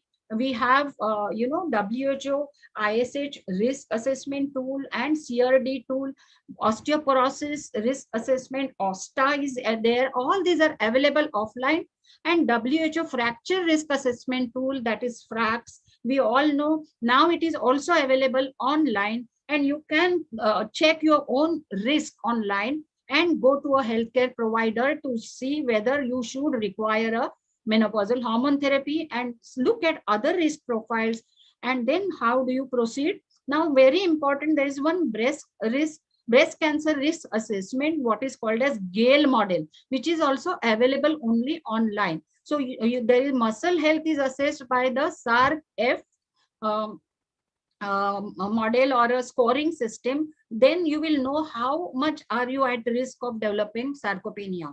Alzheimer's disease, endometrial cancer, VT, and diabetes. They have a list of risk factors. So go through them, mark them. You have a form in your clinic. And then finally, what do you do? This is just an example of the vasomotor symptoms, menopause rating scale. And then if you find that if the rate is more than 4, then patient requires some therapy, some intervention. So after assessing the risk factors, low risk, MHT is safe. If moderate risk, then you can give transdermal. And if the patient is high risk, then avoid MHT. So this is a clear guideline that you will get after assessing every woman with different risk factors. And believe me, all of you are now well aware that MHT is not to be started beyond 10 years of menopause or beyond age of 60 to avoid the risk factors. It is, giving hormone therapy early within the, when the vessels are healthy, or younger the patient, vessels are healthier. And if you give him MHT, it is going to produce beneficial effect rather than the risk. So, however, MHT is not indicated to date for primary or secondary prevention of cardiovascular disease, but a lot of data is coming where they have said that the giving MHT, the patients, the cardiovascular diseases are less, but still the data is not so robust that we can recommend for assessment and prevention of cardiovascular disease. So for VT also same, if there is a high risk, do not give, avoid MHT. When smokers are there, inherited thrombophilia is there, do not give MHT. And I think it is very important for you to know when not to give MHT so that you don't land up in trouble by prescribing them. And this is the FRAX model, which I said, this is for US, but Indian is still not available. You can use one of the, South Asian model is there, which you can use for Indian women. And there is one question: when do you advise DEXA for assessment of the bone mineral density. So all postmenopausal women more than 5 years, you advise DEXA. Postmenopausal women less than 5 years of menopause with risk factors, you advise DEXA. Women in menopause transition with secondary causes, you advise whichever age, don't wait for 5 years and all. In that transition period also, if there are secondary causes, go ahead. Radiological evidence is there with osteopenia, go ahead and do DEXA. So there are other options like Tibolone. Tibolone is a very good drug. It is my favorite also. It can be given with a single dose of 2.5 milligram. There is no need for adding progesterone because the molecules that it splits into 3 molecules. One of the molecule acts like a progesterone on wherever it is required. So it's called as an endocrine chameleon. Whichever site it acts, it gives a beneficial effect and it becomes a beneficial drug for the menopausal women. So it does not increase the risk of VT and CVD. How do you give MHT? This is a classic chart. When there is no uterus, give only estrogen continuous, no tablet break, no regular bleeding. If uterus is present, give estrogen, and especially within early menopausal, when patients want cyclical bleeding, you can give a sequential MHT. And after a couple of years of menopause, perimenopausal age is complete, then you give continuous combined MHT, and there is usually no bleeding at the end of the cycle. So this is the recent evidence which I wanted to give. I don't know whether I should go ahead. Niranjan, you can tell me to stop if it is too much overload on the all this evidence and all. But it is important because 4 years of early MHT did not affect the progression of atherosclerosis despite improving some markers. So whatever concepts I just told you in the beginning, these are the supportive evidence or data for it. This is the latest KEEPS trial, which is estrogen, progesterone, and placebo was tried. 3 regimens were tried. And the results with early MHT, there was no effect on progression of atherosclerosis. LDLC was low and HDLC increased. So it is important to start MHT in early, what is called as in a window of opportunity. That is reanalysis of NHS of 1,21,700 female nurses. They started MHT soon after menopause. They had a reduced risk of CHD. I was just telling you, there is some evidence which is coming up now. Reanalysis is happening of older trials, which is giving us more confidence that it will prevent cardiac disease if started early. Same is the case with Alzheimer's. Same is the case of other comorbidities. When the vessels are healthy, give MHT and prevent certain complications. So these are the ISAR study where the impact of the route of estrogen administration and progesterone is given. If you find that, see, the oral estrogen and norpregnant have the highest, fourfold increase VT. However, micronized progesterone and pregnant have least risk of VT. This is the Danish osteoporosis prevention study where the EPT for 10 years, the numbers are less, only 1,006, but the result that they have got is excellent. There is a decrease in the mortality when patients received the MHT early, and there is no apparent increase in the risk of cancer. These are the Finnish cohort study where they have said that estradiol dihydrogesterone combination is not associated with increased risk of breast cancer. So you again feel confident of giving estradiol dihydrogesterone combination, and even micronized progesterone can be given. So there is this another study where they provide evidence that risk of developing gynecological cancers, and all this is important. So these are the recommendations of different guidelines which all are now coming together. And if you see, all the 3 guidelines are recommending the same. Most important, start in healthy women less than 60 years of age. Within 10 years of menopause, you will have least complications. Then to conclude, menopause management has gone through various phases over last several years, and universal MHT is far gone by. So do not start MHT for every woman, and which women to start, which not to start. Have their risk profiles ready in your OPD and find out if they belong to a high risk category. low risk category or no risk category. And depending on that, you start your MHT and then minimize the complications and risks associated with MHT. Research is ongoing in this field, but currently the MHT is recommended for symptomatic relief and is to be used for shortest possible duration in the smallest possible dose to minimize the risks involved. Thank you so much. Suvarna, I am breathless. The amount of results and the amount of references you have taken, the efforts. I'm sure Dr. Jayam madam and K Shah sir will agree. See, these are the disadvantages of calling an editor. She will always give you loads of evidences and articles. Madam, we don't consider it as a disadvantage. I'm praising you. You have to understand that you are an encyclopedia of India in menopause as an authority.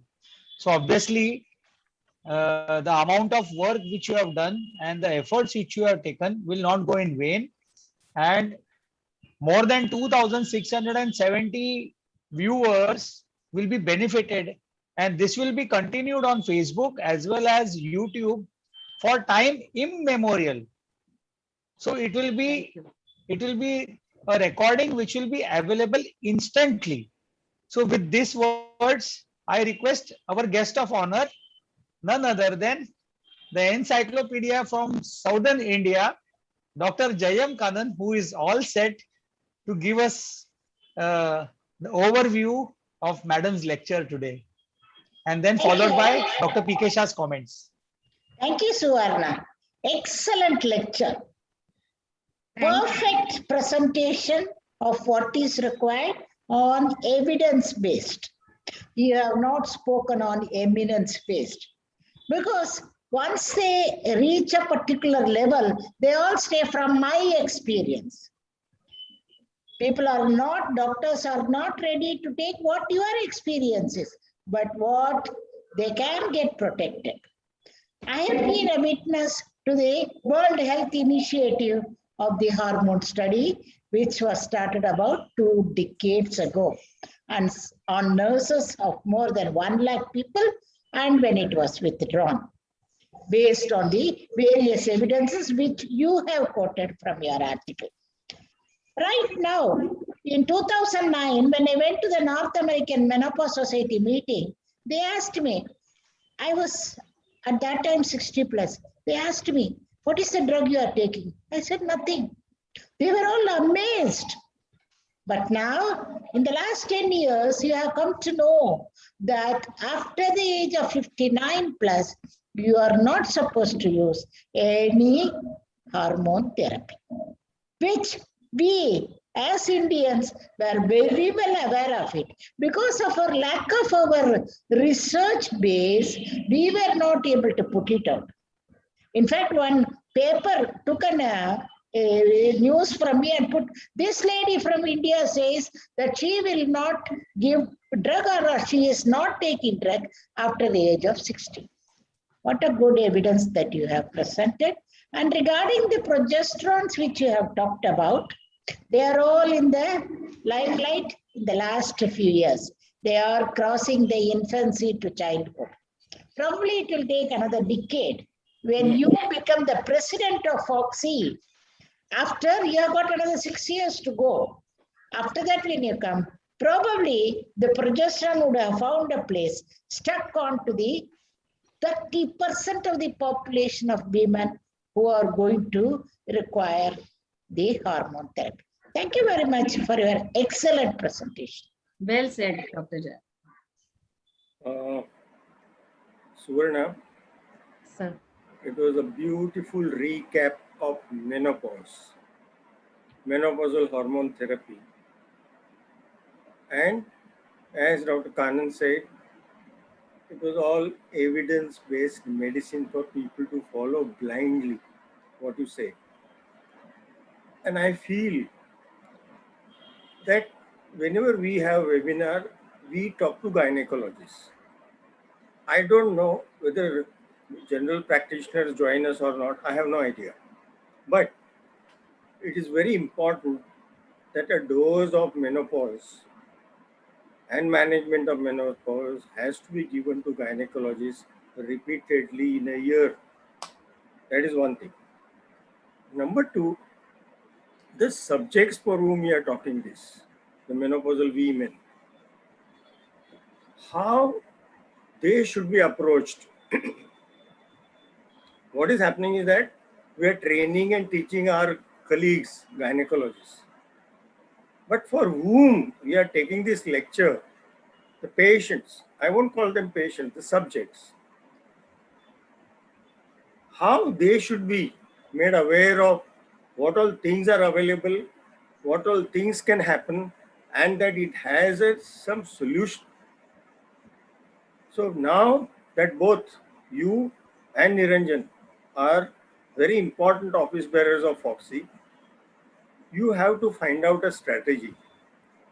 Now with Dr. Shanta Kumari has taken over as president very recently, we should sit together and try and find out how we should reach people, the menopausal women. We should have this presentation, very simple presentation. They are not interested in medicine. What is the evidence-based medicine? What is menopause? What are symptoms? How you can manage? Whom to approach? And all those things.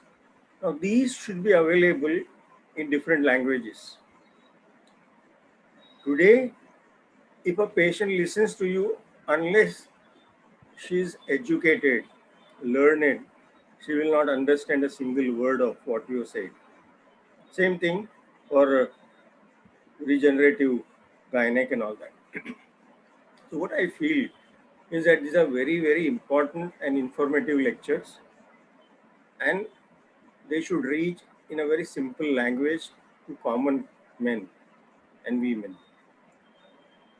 Make an attempt at FOGSI to see that you have slides available for teaching these women, the menopausal women, in different languages. I know it is not easy to convert English language into a local language, whether it is Gujarati, Marathi, Telugu. I don't know how difficult it is because I have never tried myself. But we should make an attempt to have these slides available, make a bank of all these slides available so that we can reach women at large, and they must understand what problems they have as a solution. That is very important. Okay, Niranjan, you can take the questions. So before that, I wanted to inform you what a great impact you and Dr. CN sir have had on my life and the way I have taken on different commitments and assignments. Sir, Same I here. have already done it. I have already done it when I was the IMS president, and I have had these public awareness modules on menopause in 12 languages. They are available with us. So we can always share with FOGSI, or we can create our own new modules for better understanding of these women. And in this virtual world, Dr. Alpesh had such awareness programs where lakhs of girls, and how many of them had logged in. So same way we can have a program for menopause awareness where lakhs of women can log in and understand. But a particular lecture that I had today has a specific significance because even the practitioners, even the gynecologists don't have the knowledge that yes, MHT is safe, because many of them have already got scared themselves and they have scared their patients. And many of them, they come back and say, no, मेरे को cancer होगा. I don't want, my gynecologist told me, मेरे को cancer होगा, मैं नहीं लूंगी. But yes, if you do it unsupervised, the patients can land up in complications. So now the menopause is itself developing into a subspecialty, sir. So now, in fact, more than a gynecologist, most gynecologists are interested in laparoscopy and all the IVFs, and where there is a lot of in a larger picture, they are important for them. But for menopausal medicine, there are very few takers, but still it is developing into a kind of a subspecialty, and many dedicated. I have personally, as a IMS president, established 75 dedicated menopausal clinics across the India in different societies of our menopausal society, as a center. And they are running fairly well, and we are doing all this job for women, poor and needy women. It's not for, it's charity clinics we are holding. Wonderful. So that is So the we have way we are. So it is two because jobs. of your encouragement and your sir, Dr. Purandare. He was always do this, do that, go into this, and this is the way I have already done it. Thank you so much, sir, for being there. Even I have learned from Dr. C.N. Purandare. So it's a good job we have to do, that we have to teach IMA members and we have to teach women. Yes, yes. Keep it in mind. We have women You are wing doing in IMA where we can promote. Wonderful to hear what you have done as IMS president. Thank And you I so hope much. the rest of the people in FOGSI and all the chairpersons at least go ahead and do something very positive.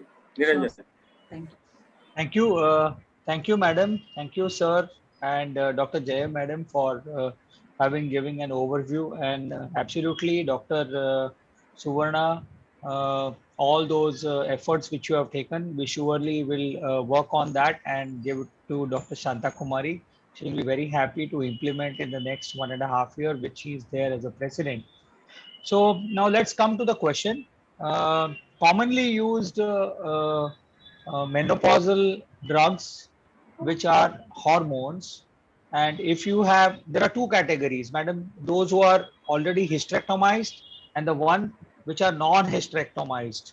And when they get this menopausal symptoms like hot flushes, or they have vaginal dryness, etc., what would be the drug of choice as a consultant, which a patient comes to you, and what will be the pre-hormonal before you start any investigations to be done, madam? And for how long would you like to give this, and when would be the follow-up back? So if you can just give us this, the proper picture, that will complete the whole idea. Yeah. So I think the question that you asked is first part is that she's having only the local symptoms of vaginal dryness and this thing. So what we She's got do, hot flushes, etc. she has hot also. flushes, then she Yes. requires systemic hormone therapy. But if she hadn't got, then it is better to first start with, for vaginal dryness, moisturizers and lubricants are there if she's having also dyspareunia. But if she's also having the systemic symptoms like vasomotor symptoms, then you have to give a systemic menopausal hormone therapy. Now she has a uterus intact, or she doesn't have a uterus intact? What is it? Hysterectomized as well as non. So for hysterectomized women, a simple estrogen is good enough.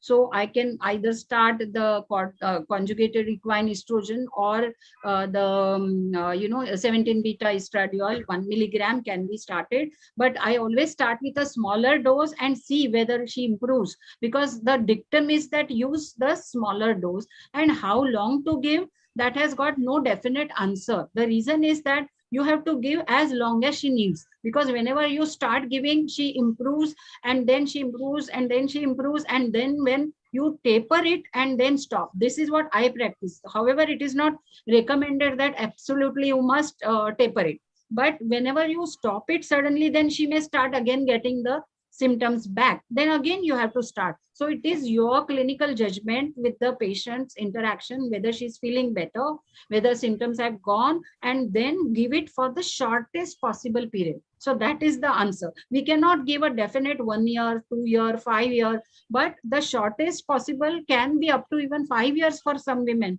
who can, and this is the window of opportunity for 5 years after the final menstrual period or 1 year of menopause. Then you can, up to 5 years, you can, give, because that time the vessels are healthy. So even if you give systemic estrogen, it will not harm the body's cardiovascular and other systems. So this is what estrogen only. When it is having a uterus which is intact, then you have to give a combination of estrogen and progesterone. So I give estrogen 17 beta estradiol 1 milligram and a dydrogesterone, which is a preferred. Earlier I was giving MP. I was giving medroxyprogesterone. So MPA was my choice. If you keep the dose lower, At least I have not come across with any complications, but with the data, with WHI, where these two molecules were tried, 10 milligram of MPA and 0.6 to 5 milligram of conjugated estrogen. So then people feel that whether we should change the molecule and go for. So you can give now 1 milligram or 0.5 milligram estradiol, 17 beta estradiol can be given along with at least 12 to 14 days of progesterone can be given. If the patient is having wanting a cyclical this thing in the time when she is just very recently menopausal or perimenopausal, you give cyclical this thing sequential, and later on you give combined this thing. I showed one slide of different situation with uterus, without uterus, and what is the patient's need. Whether she doesn't want any this thing, then continuous combined regimen is better. Okay. Madam, I had forgotten one very important recent evidence, which is worth understanding and knowing for us gynecologists, that there is some evidence which says that those women who have vasomotor symptoms, later on they develop cardiac disease. So like, if you are giving early MHT, perhaps it will go a long way in preventing the future cardiac disease. So there is some connection with the development of vasomotor symptoms and the future cardiac disease. And also these women have, if you compare with those who do not have vasomotor symptoms, then the ones who have vasomotor symptoms are known to have a little lower bone mineral density as well. So they are the ones who may also develop osteoporosis and the complications. So if the patients have come to you with vasomotor, take that opportunity and treat them for with MHT. So it is not symptomatic, it will help prevention also. So it is cardioprotective. Protect, yes. Yes. And madam, what about any investigations you need to do before you start conjugated estrogen along with progesterone, or then sequential, then to combination, and how hormonal therapy, the investigation when a patient comes to you, I think I showed you one slide which had got everything. Like first you take the detailed history, then the examination. Yes, assessment of the history. Assessment must be done, and then the minimum investigations that are required is blood count. Then patient should have a, if required, mammography if the patient is high risk or low risk, whichever the risk factors, risk models. Unfortunately, because of the lack of time, I could not show all the models which we have now, and we are training menopausal practitioners to have those models available and tell your patients to risk themselves online and offline. They have to come to the healthcare providers. And then we need to do LFT, RFT, pap smear, breast examination. Yes, breast examination. Yes. Then to do pap smear, you have to do a baseline transvaginal ultrasound. Yes, very good. Even ultrasound of the breast and mammography as per the patient's. So it's not a package like one patient comes and you give a list of. It has to be tailored to the need of the patient and the individualized condition and the risk profile. It's just like giving OC pills. Yes. Just before starting OC pills, what bare minimum investigations are required, you have to do here in menopause also. Correct. But only difference is that these women are little older, so their risk profiles are going to be different. And these women, we should not use the ethinyl, that synthetic derivatives of estrogen. And then what about the role of isoflavones? Then we have soyabeans. Yes. Then we have certain plant preparation, Korean preparation. There are studies which have been done. There are trials which have been done, and they usually recommend, madam, in the diet of a menopausal or a perimenopausal, you have tofus, you have paneer, about the diet. So that can you guide us on that? Yeah, basically, I already told in my presentation that there is no evidence which supports the use of phytoestrogens. There are no randomized controlled trials which have supported the use and proven the efficacy over placebo. But observational trials, whatever have been published, in my practice, have found that giving nothing and giving phytoestrogens, the patients at least have that placebo effect, you know, even if not actually this thing, they definitely symptom wise, they definitely improve. So you can give any preparation which is available on your this thing. Phytoestrogens are good, they have definitely, but remember one thing, not because it is a phytoestrogen, it is a natural product or whatever, it is free of side effects. It's not like that. So they can also have some side effects. So it is better to give them a dietary advice, as you said, that you can have a high content of soya, tofu, high calcium content diet, and you know, the regular exercise. And these interventions are most important rather than giving the phytoestrogen. So I personally usually don't prescribe, but whenever patient has a contraindication or they have a fear, no, I feel I'll get cancer, I don't want hormone therapy. Then after explaining, counseling also, they don't want to take hormone therapy, then we go over for phytoestrogen like molecules. Dr. Jayam, madam, thank you. Yeah. Madam, you wanted to say something. Yeah, I have 2 points, one in favor, one in against. You know, Sita was supposed to be kept under the tree Ashoka by Ravana to keep her skin glowing and keep her beauty. This goes time in memorial.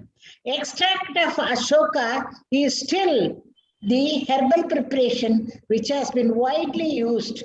As my spouse was a bachelor of Indian medicine, Siddha, and he was they saying president's Siddha consultant. He was doing a lot of study on it. This is one thing which time immemorial has got affirmative positivity with a religious and literature work. At the same time, American book of herbal pharmacopoeia has blatantly ruled out any possibility of any of the herbal study which has not been double-blinded, not randomized controls, to say that herbs have been really useful in improving or rejuvenating the woman in menopause. Absolutely right. And there is a global consensus statement on this, that these products do not help, nor do the bioidentical hormones help. And it is published on their site. So you can go and read what is recommended and what is not recommended. So yes, I think it is very clear that we don't want to advocate use of it. But if you, in a particular patient, if there are certain situations which make you prescribe, definitely go, they do help. They do help in your particular patient. I think in our practice, when we are dealing with fibroid, we have injections which are available. We have got HIFU, we have got open myomectomy, we have got laparoscopic myomectomy. Each one is going to tell that they are the best and they are going to be curing the patient. HIFU is going to show that it is quite non-invasive and affordability is there.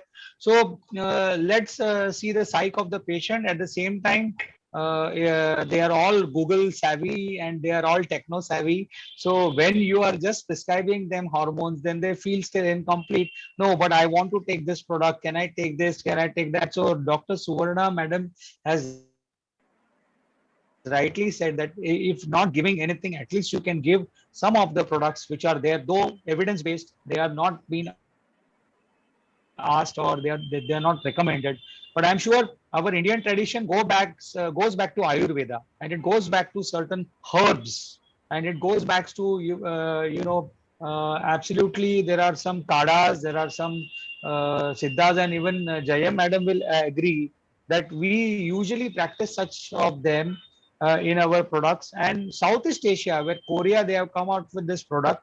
They have a lot of trials which they have done on this chrysanthemum, the plant which is there, which is an extract which can be given. It is to be given as 274 milligrams, and it can be taken for a period of 3 months to 6 months. So there are a lot of options which are there available, but I think the practitioners have to use their best ability. And obviously, the way you have explained, Suvarna madam, it is really nice. Coming to osteoporosis, we find that our mothers, or those who are grandmothers who are in 70s, they land up with, simple fractures. They just have some knock on the, on the side. They have some elbow fracture, some small fractures of the great toe or the little toe or calcaneum, something. So I remember one of my patient having in a period of say 10 years, she has 28 fractures. Oh, Yeah. my So God. and plus, as you say, when estrogen and progesterone effect goes away of the ovaries, they are also having cardiac diseases. So if they have any angina or if they are having any cardiac diseases, will these hormones help them, Dr. Suvarna, following an MI, or they have, say, unstable angina? There are many women who are 68, 69, 70 years of age, and they are still suffering. Yeah. So for What do we that, do about them? see, for that, I told you one risk scoring is there by WHO STEER-O. You can go online and see that. And first of all, do the risk scoring of your patient. If she has already suffered one myocardial ischemia, then giving hormone therapy is not advisable. So when she is already having a cardiac disease, then she goes to a high risk category. So we cannot give her menopausal hormone therapy, because then we are then to be blamed if she later on also has another episode of any ischemia, any thromboembolic phenomena. Then the MHT will be definitely blamed. But as you said, for osteoporosis, what we do, multiple fractures are there. All this can be definitely prevented, and that is the most important aspect of giving. And today it is only given for prevention also. Like, if your patient is or say menopausal now in 1 2 years, and if you have started, she's come to you with say symptoms, vasomotor symptoms. As I said, take this opportunity, start her on menopausal hormone therapy, which is going to give her maintain or make her maintain her bone health, for a few, and you can even continue that. For suppose she belong, there is a OSCA scoring system is there is a FRAX scoring system is there. So in this scoring system, if you put her patient's details, and if you think that she is at a higher risk of development of fracture in coming 10 years, or she is already having a higher risk of developing osteoporosis, then such patients for first 5 years after menopause use menopausal hormone therapy rather than bisphosphonates and other things. So if you give menopausal therapy, it will prevent, it will postpone the osteoporosis. Of course, after stopping the menopausal therapy, the beneficial effect goes down, it goes down. And then is the time to assess the DEXA, see the what is the T score. If the T score is well within the normal range, you can either observe, or if it is going in osteopenia with risk factors, you can start other anti-osteoporotic treatments like bisphosphonates. So we all menopause practitioners keep this bisphosphonates for a little later age patient. And initially, if a patient comes with bone aches, this, that, vitamin D is low, and calcium she's not taking, and things like that, then first correct her calcium deficiency, correct her vitamin D deficiency, make her muscle strong with exercise so that she doesn't fall. Do all other things like in addition, like get your vision tested, use some otherwise she's going to fall. And if her bones are weak, she's going to get multiple fractures. Your patient who had 28 fractures, whether all this was there and whether osteoporosis was treated, there must be some pathological reason also for this osteoporosis. So all this has to be investigated, and the treatment has to be offered as an individualized treatment. Thank you. Thank you so much, Dr. Suvarna. It was a wonderful to have you and Dr. K Shah sir and Jayam Kannan madam to be there with us. We would request you to please submit a manuscript. I will also talk to Dr. Narendra Malhotra, because we want this as a hard copy to be published as an article of recent advances. Madam, you can surely take 1 month's time, and the transcript of this manuscript and the slides will be ready within the next 4 or 5 days.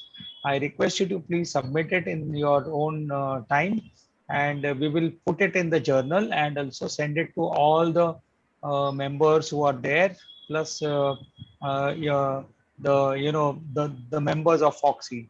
So with this, I would like to take your permission. And thank you so much. And you are doing a great job, Niranjan. I think thank you. You are working tirelessly. I have seen for last several months.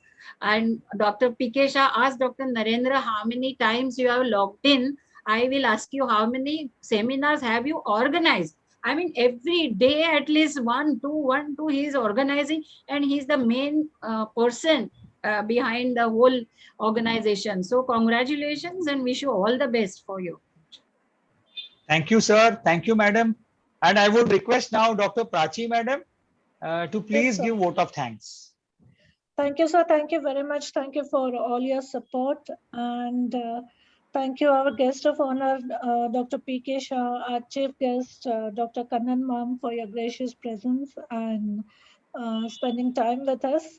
Our eminent speakers, Dr. Malhotra sir, for all the new knowledge about aesthetics and regenerative gynecology, and Dr. Khadilkar ma'am, for the very important talk on menopause, for that passionate talk, of course. And we will again meet after 15 days with all the support from Dr. Niranjan Chavan, sir. So thank you very much for being with us. Thank you. Thank you. Thank you so much. Bye-bye. Bye. Thank you. Bye-bye.